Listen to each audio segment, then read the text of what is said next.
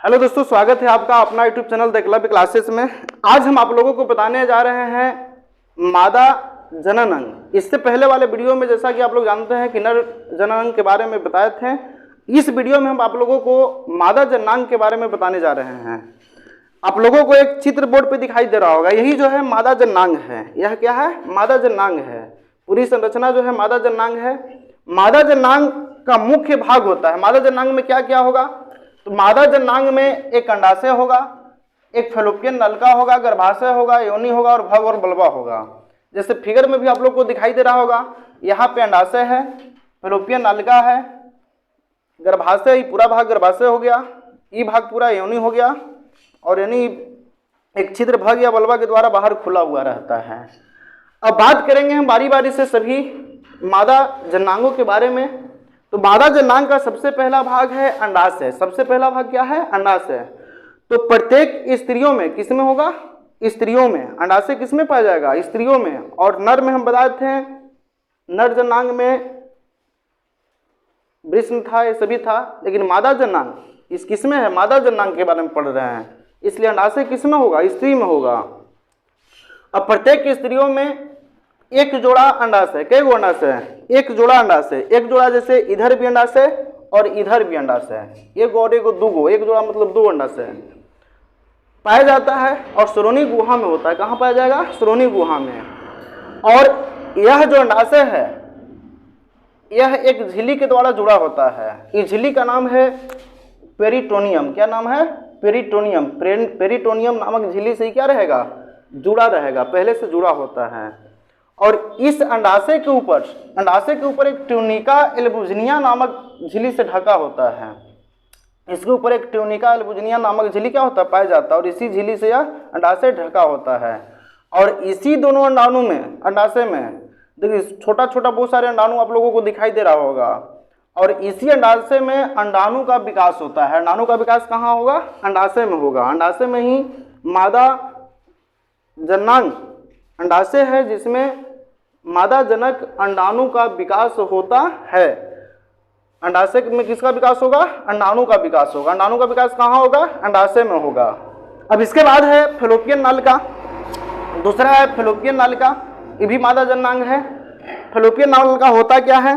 तो आप लोगों को चित्र में दिखाई दे रहा होगा फैलोपियन नलिका। यह जो भाग है फैलोपियन नलिका है। पूरा भाग इधर से इधर तक और इधर से इधर तक क्या है? फैलोपियन नलिका है। अब फैलोपियन नलिका क्या होता है? तो फैलोपियन नलिका एक जोड़ी होता है। ये भी कैगो होगा? दो गो। ये भी कैगो होगा? एक जोड़ी, यानी कैगो होगा? दो गो होगा। जो अंडाशय से शुरू होगा। कहाँ से शुरू होगा? अंडाशय से। ये अंडाशय है, अंडाशय से शुरू होगा और गर्भाशय में आकर मिल जाता है। ये गर्भाशय है। पूरा जो भाग है ये सब पूरा भाग क्या है? गर्भाशय है। अंडाशय से शुरू होगा फैलोपियन नलिका और कहाँ मिल जाएगा? अंडाशय में, गर्भाशय में। गर्भाशय में मिला होता है। फैलोपियन नलिका की शुरुआत एक कीप जैसी संरचना से होती है। दोनों तरफ दिखाई दे रहा होगा। कीप मतलब होता है, देहाती भाषा में कहते हैं टीपा। कीप मतलब तेल कर डालने वाला होता है, टीपा। कीप कीप जैसी संरचना से शुरुआत होती है और उधर जाकर के फिर पतला हो जाता है। और भीतरी सतह पर किसका? फैलोपियन नलिका की भीतरी सतह पर सिलिया लगा होगा। क्या लगा होगा? सिलिया। फैलोपियन नलिका की भीतरी सतह पर सिलिया लगा होता है। और इस सिलिया किस लिए लगा होता है? सिलिया इसलिए लगा होता है क्योंकि इसका कार्य है अंडाणु को निषेचित होने के लिए गर्भाशय तक पहुंचाना। सिलिया क्या करता है? सिलिया में गति होगा और इस गति के कारण अंडाशय से अंडाणु निकलेगा और जैसे ही अंडाणु निकलेगा वैसे ही सिलिया इसको तुरंत पहुंचाता है कहाँ? गर्भाशय में। गर्भाशय में कौन पहुंचा देगा? फैलोपियन नलिका की भीतरी सतह पर लगा सिलिया दोनों तरफ से होगा और यही सिलिया कहाँ पहुंचा देगा? गर्भाशय में। किसको? अंडाणु को। और अंडाणु पहुंच जाएगा कहाँ? गर्भाशय में। अब इसके बाद है गर्भाशय। गर्भाशय यह भी मादा जननांग का ही भाग है। गर्भाशय होता क्या है? यह जो फिगर में आपको दिखा हुआ दिखाई पड़ रहा होगा गर्भाशय, यह जो पूरी भाग है यह गर्भाशय है। चारों तरफ से होता है गोलाकार तंतु पेशी होता है और बीच में गर्भाशय होता है।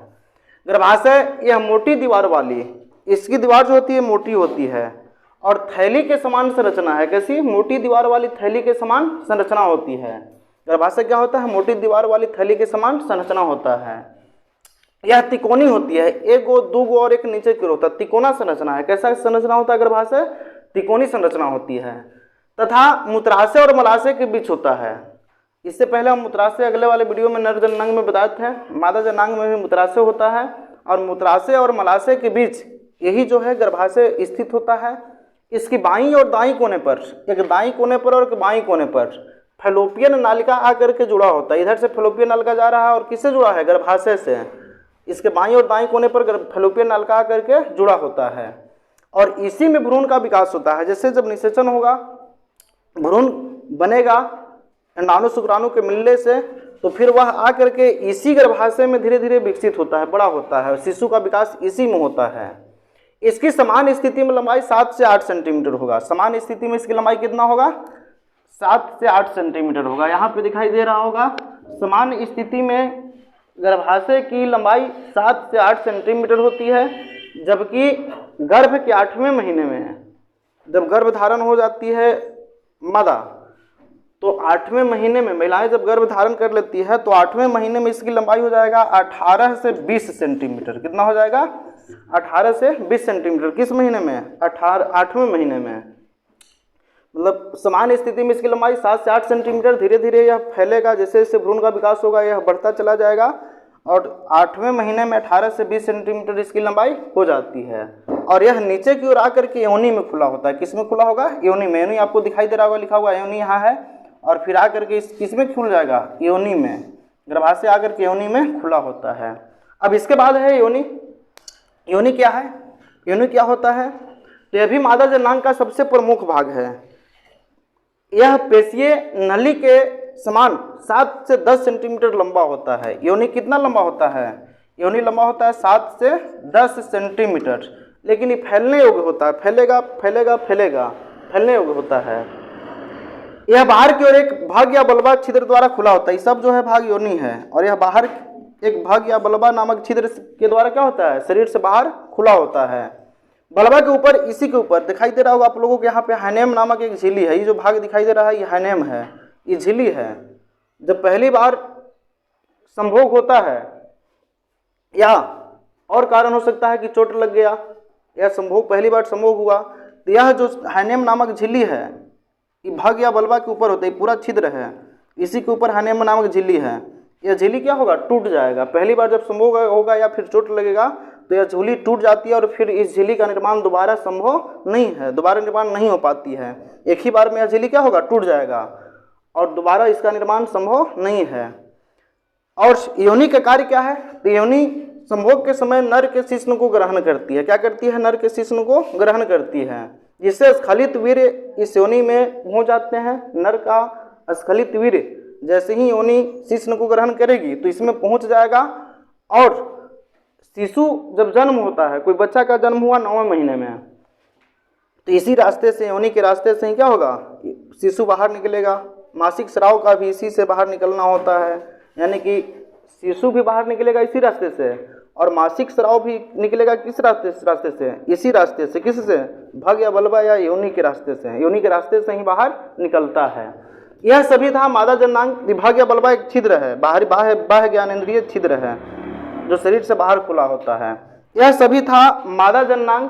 और मादा जननांग के बारे में हम आप लोगों को बता रहे थे चित्र सहित, पूरा अच्छा सा चित्र बना करके। यदि आपको लिखना भी होगा तो वीडियो को रोक रोक करके आप लिख भी सकते हैं। इसको बहुत ही अच्छे तरीके से लिखा हुआ है, और ऐसे ही वीडियो आगे हम आपको बताएंगे। जनन होता कैसे, कैसे निषेचन क्रिया होता है मादा में, नर में, मनुष्य में कैसे निषेचन कर पाते हैं, मनुष्य जनन कैसे करते हैं, अगले वीडियो हम आपको बताएंगे।